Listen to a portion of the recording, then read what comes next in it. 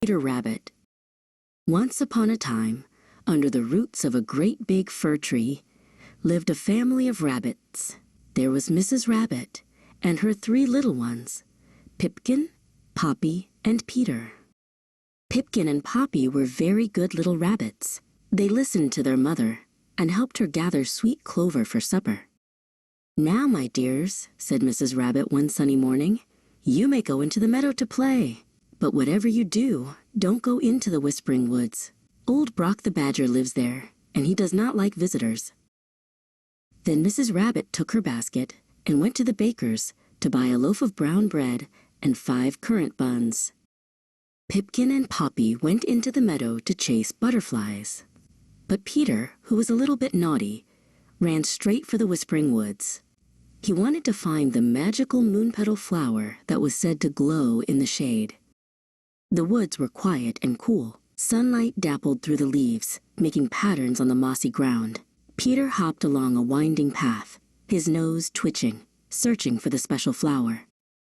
And then he saw it, in a small, shady clearing, a single flower with petals that shimmered like pearl. It was the moon petal. He crept closer, wanting to touch the soft, glowing petals. He was so busy looking at the flower that he didn't see 2 grumpy eyes watching him from the shadows of a large burrow.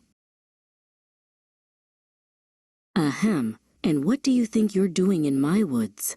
rumbled a deep, gravelly voice.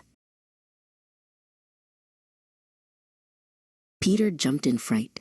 It was Brock the Badger, and he looked very cross indeed. Peter didn't stop to answer. He turned and ran as fast as his little legs could carry him. Brock the Badger was not very fast, but he knew all the shortcuts in the woods. "I'll teach you to trespass," he grumbled, and began to shuffle after Peter. Peter scrambled this way and that, his heart thumping like a drum. He tried to squeeze under a thorny bramble bush to hide. Rip! The buttons on his little blue jacket popped off as he pulled himself free. He had to leave his jacket behind. He didn't dare stop. He could hear Mr. Brock grumbling and snuffling just behind the bush. Peter ran and ran until he was finally out of the Whispering Woods and back in the sunny meadow. Meanwhile, Brock the Badger found the little blue jacket. "HMPH," he grunted, pulling it from the thorns. "A very fine jacket. It will make a good duster for my burrow." Peter didn't stop running until he reached the safety of his home under the big fir tree. He was out of breath, covered in scratches, and had lost his new jacket. Mrs. Rabbit was very worried. "Oh, Peter, what have you been doing?" she asked, bustling over to him. Pipkin and Poppy peeked out from behind her.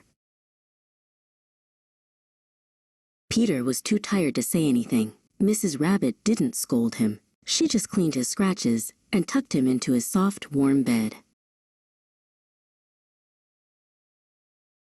She brought him a cup of warm chamomile tea. "I think," she said softly, "that you have had quite enough adventure for one day." Peter sipped his tea and fell fast asleep. Peter Rabbit never went back to the Whispering Woods. He decided that while adventures were exciting, being safe at home with his family was the very best feeling in the world. And his mother had to sew him a new jacket, but this one was a sensible brown, the color of good, rich earth.